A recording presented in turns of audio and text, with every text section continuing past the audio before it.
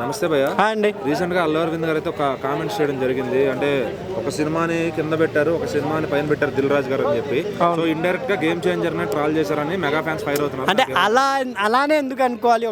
ఇద్దరు ప్రొడ్యూసర్స్ కాబట్టి ప్రొడ్యూసర్ వైడ్గా ఎగతాళి చేశాడు అనుకోవచ్చు కదా. ఎందుకంటే ఇప్పుడు ఎవరికైనా ఒక ఫీల్డ్లో సేమ్ ఉంటారు కాబట్టి ఆయన ప్రొడ్యూసరే ఈయన ప్రొడ్యూసరే ఒక చమత్కారంగా చేశాడేమో. ఎందుకంటే ఒకేసారి ఒక ప్రొడ్యూసర్కి హిట్ ఫ్లాప్ వచ్చాయనేదే ఉద్దేశమే ఆయన చెప్పాడు అక్కడ అని నా ఉద్దేశం. ఇప్పుడు ఫ్యాన్సే గేమ్ చేంజర్ ఫ్లాప్ అని ఒప్పుకుంటున్నప్పుడు ఆయన చెప్పిన దాంట్లో ఏం తప్పు అయితే నాకు అనిపించలే భయ్య.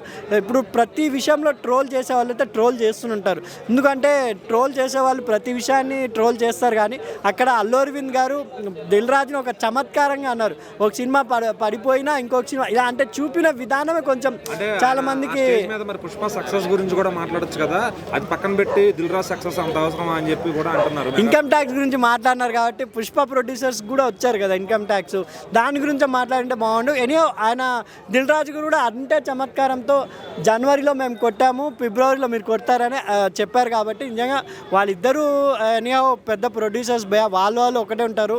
మనం అనవసరంగా ట్రోల్ చేసుకుని మనం కొట్లాడుకునేది తప్ప వాళ్ళు ఎప్పటికీ హ్యాపీగా ఉంటారని నా అభిప్రాయం భయ.